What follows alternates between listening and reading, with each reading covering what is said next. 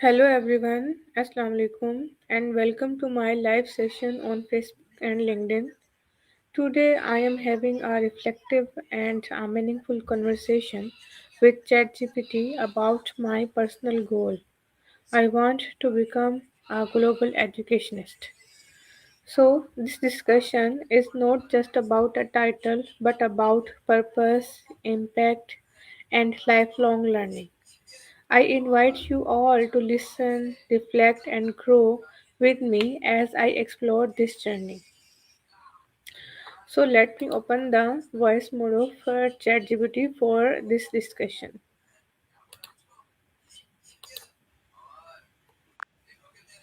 Hello, ChatGPT, can you hear me? Hey there. Yes, I can hear you loud and clear. How's it going? Okay, thank you. I'm fine, and you know that I'm live on Facebook and LinkedIn as we talk daily, and the topic always same. That is my goal to become a global educationist. Are you ready for this live discussion with me?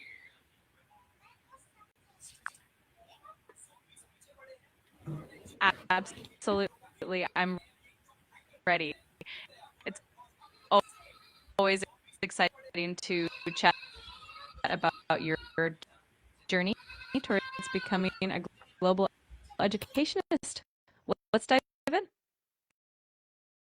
Okay, I hope your voice will not cut. And my first question is, what does it truly mean to be a global educationist beyond degrees and certification? That's a great question. Being a global educationist is more than just having degrees. It's about having a broad, inclusive perspective in education. It means understanding diverse cultures, being adaptable, advocating for equitable access to education, and using technology and innovative methods to reach learners worldwide. It's definitely a big and impactful role. Okay, thank you. So you said that being a global educationist is more than just having a degree, and it is about having a broad and inclusive perspective on education. Okay, so by global educationist, we mean to understand the diverse cultures and being adaptable and advocating for equitable access to education and using technology and innovative methods to reach learners worldwide. And it is definitely a big and impactful role. I'm moving toward my second question, that is, how can I develop a global mindset while working in a local educational environment? That's a fantastic question. To develop a global mindset locally, you can start by exposing yourself to diverse perspectives through international conferences, online courses, and connecting with educators from around the world. Also, incorporating global issues and cross cultural examples into your teaching can help too. And of course, staying curious and open minded is key. I totally understand your all answer, that I must develop a global mindset, and then I will start to expose myself to diverse perspectives through international conferences and online courses and connecting with educators from around the world. And then you said also incorporating global issues and cross cultural examples into my teaching to help me. So, can you give me one or two example of global issue which I can incorporate in my teaching uh, for my help and for my students? Absolutely. One example could be climate change and sustainability. You can integrate topics about environmental challenges, renewable energy, and how different countries are tackling these issues. Another great example is global health, like the response to pandemics or access to healthcare. These topics are not only relevant, but also encourage students to think critically and globally. Good topic from business or leadership, and recycling, and agriculture. Can you suggest me these topics too? Absolutely. From business and leadership, you could discuss ethical leadership, global business practices, and the impact of globalization on local economies. For recycling, you could incorporate the concept of the circular economy and sustainable business models. And for agriculture, you could explore sustainable farming practices, food security, and how technology is transforming agriculture worldwide. All of these are very relevant and engaging for students.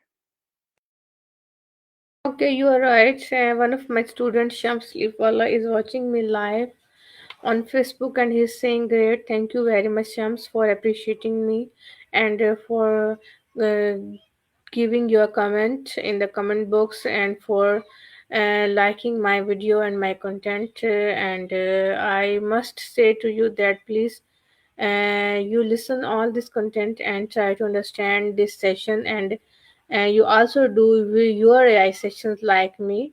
So thank you very much, Shams, for watching me live on Facebook. I'm moving toward my next question, that is, what habits should That's I build daily to grow consistently toward my vision of global educational leadership? You want to give any comment about the Shams appreciation? Absolutely. It's always wonderful to have that kind of positive feedback from students like Shems. Really shows that you're making an impact. As for the daily habits, one great habit is dedicating a little time each day to learning something new, whether it's reading an article, watching a webinar, or connecting with a mentor. Also, practicing reflection at the end of the day to assess what you learned and how you can improve is super helpful. Consistency is definitely the key. Okay, so you said that positive feedback from student is very good. Okay, so you talk about daily habits, and one great habit is deciding a little time each day to learning something new. Okay, whether it's reading an article or watching a webinar or connecting with a mentor, and also practicing reflection at the end of the day to assess what you learned and how you can improve is super helpful, and consistency is definitely the key. So you are absolutely right. So I'm moving toward my next question, that is, how can storytelling and personal experiences strengthen my identity as a global educationist?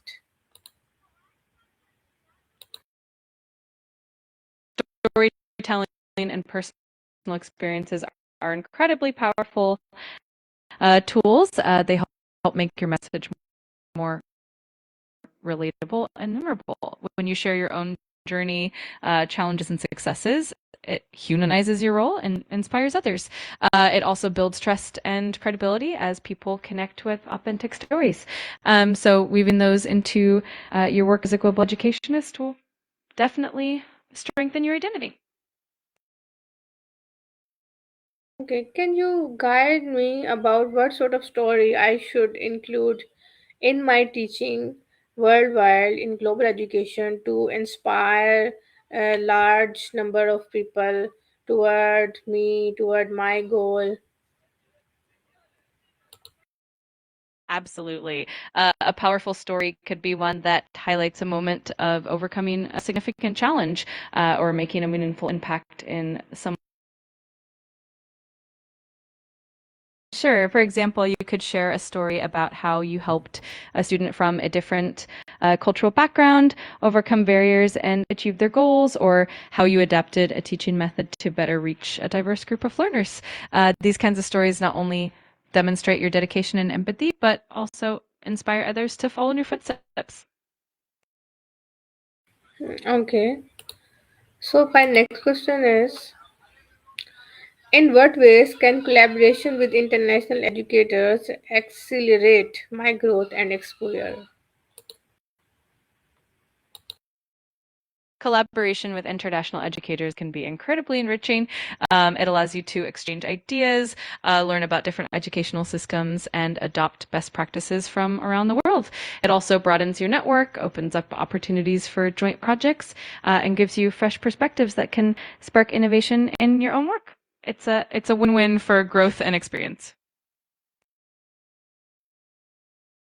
So, you said that collaboration with international educators can be incredibly enriching and it allows me exchange ideas and learn about different educational systems and adopt best practices from around the world. And it also broadens my network and open up opportunities for joint projects and gives me a fresh perspective that can spark innovation in my own work. And it's a win-win for growth and experience. You are right. So I'm moving toward my second last question, that is, how do I balance empathy and innovation while working with students from diverse backgrounds? Balancing and innovation is all about finding that sweet spot between understanding your students' unique needs and fostering a creative learning environment. You can practice empathy by actively listening to their experiences and being flexible with your approaches. At the same time, you can bring in innovation by trying new teaching methods, incorporating technology, and encouraging critical thinking. It's all about creating a supportive space where students feel valued and also inspired to explore new ideas. Okay, so balancing empathy and innovation is all about finding that sweet spot between understanding my students' unique needs and fostering a creative learning environment. You explain it in a good, very good way. Then you said me that I can practice empathy by actively listening to their experiences and being flexible with my approaches. At the same time, I can bring in innovation by trying new teaching methods and incorporating technology and encouraging critical thinking. And it's all about creating a supportive space where students feel valued and also inspired to explore new ideas. I understand your all answer. Can you tell me more about being flexible with my approaches? How I can do this? Absolutely. Being flexible with your approaches means being willing to adapt based on your students' needs and feedback. For instance, if you notice that a certain teaching method isn't resonating with them, you can try a different format like hands on activities, group discussions, or digital tools. It also means being open to feedback and continuously refining your methods to ensure that every student feels included and engaged. It's all about staying responsive and adaptable. You are right. I'm moving toward my last question, that is, what legacy should a global educationist aim to leave in the lives of learners and communities? That's a beautiful question. A global educationist's legacy would ideally be one of empowerment and inspiration. You'd want to leave behind a legacy where learners feel confident in their abilities, appreciate diversity, and are motivated to contribute positively to the world. It would also mean fostering a sense of lifelong learning and curiosity, and building bridges between cultures and communities. Ultimately, it's about making the world a more understanding and connected place. Okay. So you said that the global educationist legacy would ideally be one of the empowerment and inspiration. Okay. So, I would want to leave behind a legacy where learners feel confident in their abilities and appreciate diversity and are motivated to contribute positively to the world. And it would also mean fostering a sense of lifelong learning and curiosity and building bridges between cultures and communities. And ultimately, it's about making the world a more understanding and connected place. So, you are absolutely right, and it is my aim.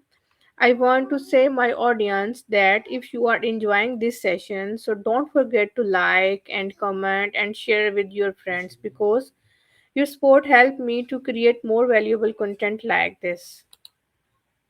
I want to end my session with the ending lines that thank you very much for being part of this reflective conversation. And today's discussion reminded me that becoming a global educationist is not our destination, but a continuous journey of learning, serving, and inspiring.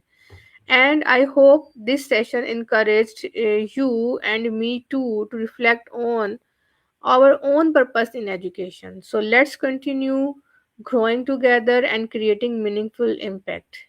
I will come again tomorrow with the same topic, and till then, take care yourself. Allah Hafiz.